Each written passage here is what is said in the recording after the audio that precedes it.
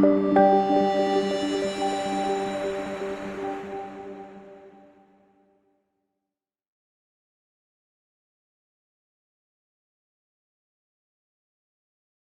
pas de la technique que je vais vous présenter avant le topo technique du professeur Darouzet. Un petit peu ce que nous, on a déjà fait au niveau frelon asiatique dans le Grand Est, parce qu'on entend tout sur le terrain, y compris il y a des fois que les GDS ne font rien, ce qui n'est quand même pas vrai. On a essayé de faire plein de choses, mais comme dans beaucoup de dossiers, la lutte contre le frelon asiatique, qui est nouvellement apparu dans la région Grand Est, puisque ça date pas d'il y a si longtemps que ça, est essentiellement un vrai problème d'argent.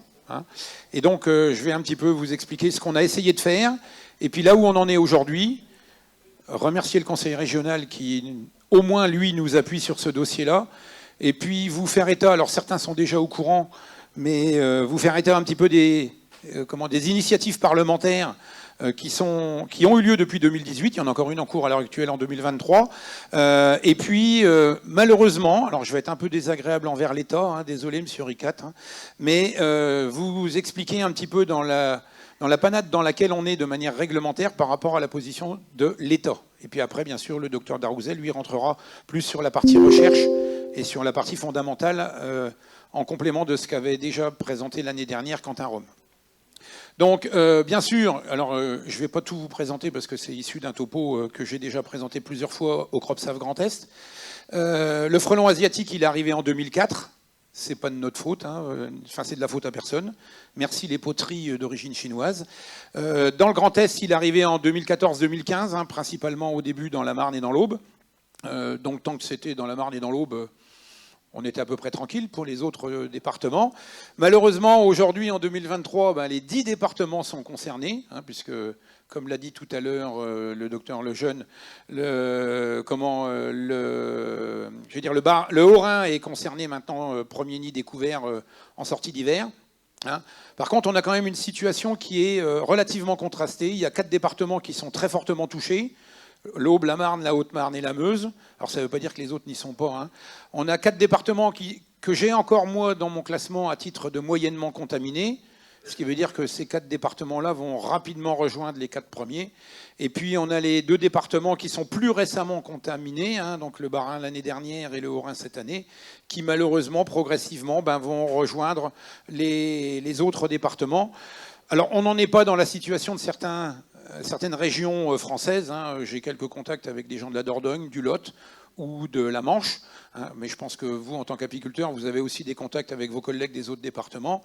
On est encore dans une zone que nous, on appelle fortement contaminée, mais par rapport à ce qui se passe dans d'autres régions, on est encore modérément contaminé. On a encore des zones sans frelons asiatiques dans le Grand Est. Malheureusement, plus pour très longtemps. Donc, ce qu'on a fait, nous, au niveau des GDS Grand Est, depuis 2016, donc à l'arrivée en 2015, donc il a fallu un peu qu'on se retourne. Donc, on a pris le dossier à bras-le-corps avec la Fredon Champagne-Ardenne à l'époque, et on avait commencé à préparer une problématique à présenter au comité régional d'orientation de la politique sanitaire animale et végétale, ce que j'ai présenté l'année dernière dans cette même salle. Et on avait établi un programme d'action à l'échelle Champagne-Ardenne et Lorraine, en partenariat Fredon et GDS, qui avait été grosso modo validé sans être validé, tout en étant validé. L'administration étant... C'est très bien ce que vous voulez faire, et puis ça s'est arrêté là. Donc on a recommencé l'année d'après, en 2019, au niveau de la région Grand Est. On a représenté un projet... alors PAR, ça veut dire plan d'action régional, voilà, qui avait été validé avec une petite réserve du GTV sur la destruction des nids, mais c'est normal, on est toujours aujourd'hui dans la panade sur ce dossier de destruction des nids, et notamment sur la diffusion des résidus d'insecticides qui restent dans les nids après traitement. En 2020, on avait fait une demande de financement à la DRAF. Bon, on a eu une réponse merci, mais vous n'aurez rien. Et donc, on a décidé, entre guillemets, de ne rien faire, ni la Fredon, ni les GDSA, parce que sans financement, d'animer de l'animation, de la surveillance, et encore moins des plans de lutte, c'est malheureusement pas possible. Donc, on avait décidé de ne pas mettre en place le plan d'action régional. Donc, dans le plan d'action régional, il y avait quoi? Alors, il y avait la cartographie à l'époque.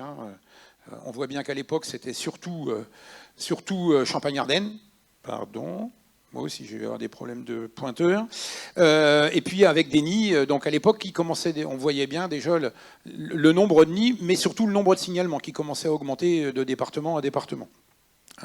Donc il y avait bien sûr l'enjeu écologique. C'est là-dessus qu'on essayait d'avoir des appuis, parce que sur l'enjeu agricole, malheureusement, il va falloir qu'on se débrouille tout seul. Et puis l'enjeu de santé publique.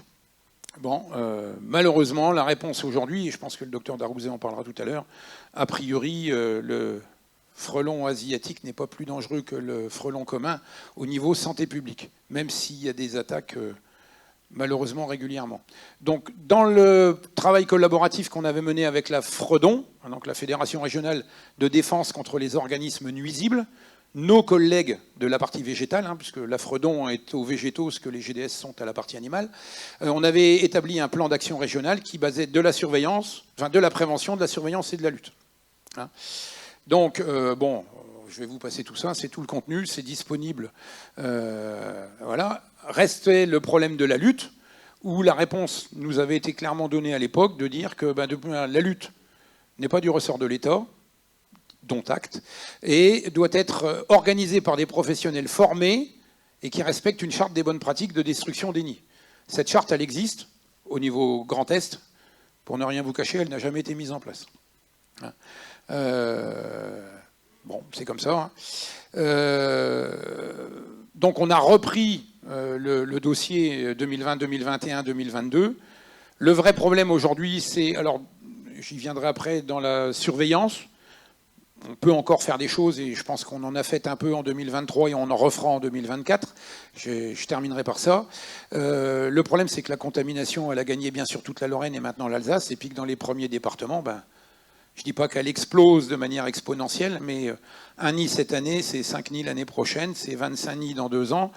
Donc, je n'ai pas les derniers chiffres de l'année 2023, on les aura d'ici la fin de l'année quand on aura fait le tour des popotes des 10 départements. Mais on aura largement dépassé, je pense, entre 800 et 1000 nids cette année. Donc pour l'année prochaine et dans 2 ans, ça va être une catastrophe. Le problème, c'est que sans budget, et aujourd'hui personne ne veut nous donner du budget, c'est très compliqué de mettre en place de la prévention et de la surveillance. Et j'insiste sur la prévention et la surveillance, et pas sur la lutte. J'y reviendrai à la fin. La lutte, c'est la destruction des nids. Quoique... Ah, pas que, oui, mais bon, voilà. Donc, sur 2022, puisqu'on n'a pas eu de réponse de l'État, on a fait une demande au niveau du Conseil régional, spécifique sur le frelon, qui a accepté de nous aider à hauteur de 10 000 euros, donc il faut les remercier. Alors, certains diront 10 000 euros, c'est pas beaucoup. Moi, je dis que c'est déjà bien, parce qu'au moins, eux, ils ont mis un peu d'argent, de leur argent pour nous aider à mettre en place des actions. On a de nouveau la même enveloppe pour 2023. Donc au moins le Conseil régional nous aide là-dessus. Donc avec comme définition des priorités, le plan national de piégeage de printemps. Ça ne veut pas dire qu'il ne faut pas faire de piégeage d'été ou d'automne, mais c'est surtout sur le piégeage des fondatrices qu'on met l'accent, nous, au niveau des GDS. Et donc on a eu cette année, grâce à ça, un cofinancement des pièges et des appâts par les GDSA, avec une mise à disposition auprès des apiculteurs les plus concernés. Le vrai problème, c'est que pour notre première année de mise en application de ce plan 2023, les retours sont...